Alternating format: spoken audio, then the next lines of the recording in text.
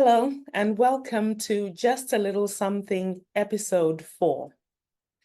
This is a series which covers some of the things that some leaders of independent schools overlook, omit, misunderstand, or fail to address when it comes to meeting the all-important independent school standards. The episodes will not cover the standards in any sort of order, and special requests are welcome, so please get in touch. Before we begin, a bit of advice. Please find time to read the Education Independent School Standards Regulations 2014. Make sure that you are looking at the latest available revised version when you do so. Also, make time for the DFE's Independent School Standards Guidance for Independent Schools. And to borrow the DFE's disclaimer in that document, what I share with you here is not purported to be definitive guidance on the meaning of the standards themselves. Only a court can give that.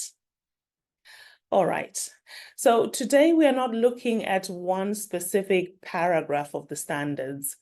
We are going to talk about one of the ways in which non-compliance with the independent school standards can impact your school.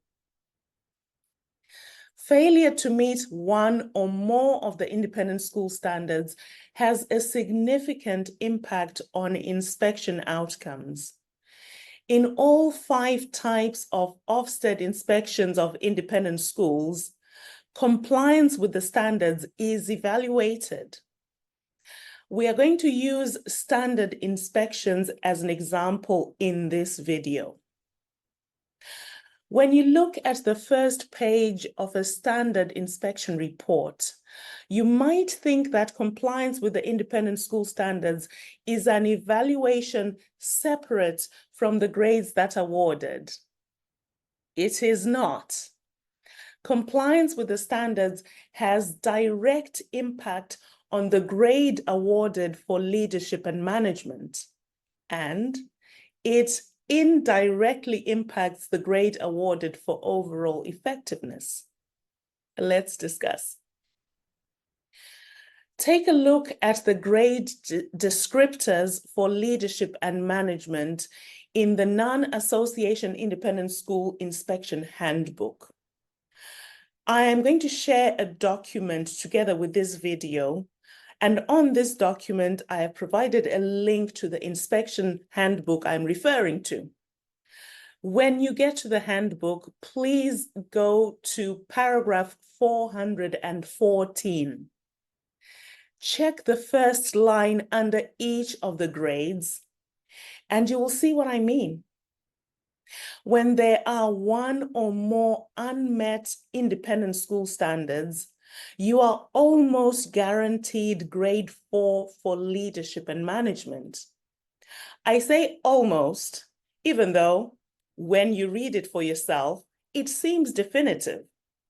I say almost because I have come across some instances where schools have been awarded grade 3 for leadership and management, even though one or more standards were not met.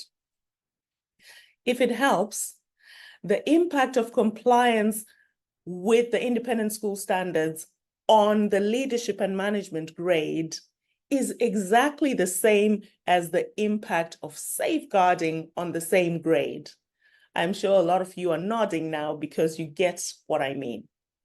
Now let's look at how compliance with the standards has an indirect impact on the grade for overall effectiveness. We already know that non-compliance leads to a grade 4 for leadership and management, and in exceptional circumstances, a grade 3. Leadership and management is one of the 4 key areas of judgment during a standard inspection. Now let's look at the grade descriptors for overall effectiveness. Again, let's go back to the Non-Association Independent School Inspection Handbook. This time we are looking at paragraph 426. This is where the grade descriptors for overall effectiveness are listed. I am just going to skip outstanding and good and read the exact wording for grade 3 and grade 4. Okay, grade 3 requires improvement. Other than in exceptional circumstances, it is likely that when the school is judged as requires improvement in any of the key judgments, the school's overall effectiveness will also be requires improvement. Now, we know that leadership and management is one of those key judgments. If it is judged to be requires improvement, then overall effectiveness is likely to be judged as requires improvement. Moving on to inadequate. The judgment on overall effectiveness will be inadequate when any one of the key judgments is inadequate and or safeguarding is ineffective. So again here, leadership and management is one of those key judgments. If it is judged to be inadequate, then overall effectiveness will be inadequate. Unlike the earlier grade where we said will likely be. When it's a grade 4, it will be inadequate. So there you have it. Failure to comply with the standards will lead to a grade 4 or a grade 3 for leadership and management. And when leadership and management or any other key judgment requires improvement, it is likely that overall effectiveness will also be requires improvement. And even of more concern is the fact that when leadership and management or any other key area of judgment is inadequate, overall effectiveness will be inadequate. This is reflected in inspection statistics. When you look at the latest inspection statistics published by Ofsted, and I've provided a link, by the way, in the document that will be attached, it is clear that all of the schools that were awarded a grade 4 during a standard inspection also failed to comply with the independent school standards.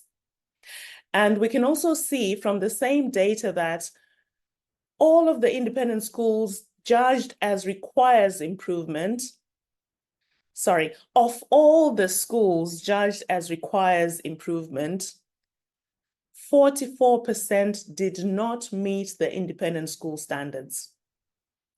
This is the reason why we said earlier that failure to meet the standards almost guarantees a grade 4 for leadership and management. Some schools are awarded a grade 3, which then in turn leads to a grade 3 for overall effectiveness. What we have discussed today is only one of the 3 ways in which non-compliance with the standards can affect your school. We discuss all 3 in our training workshop titled How to Ensure Consistent Compliance with the Independent School Standards. You can find out more about this workshop and even book one for your school by following a link that will be provided in the comments and is also on the documents that I mentioned earlier. I hope you have found this useful. If so, say so in the comments. Thanks.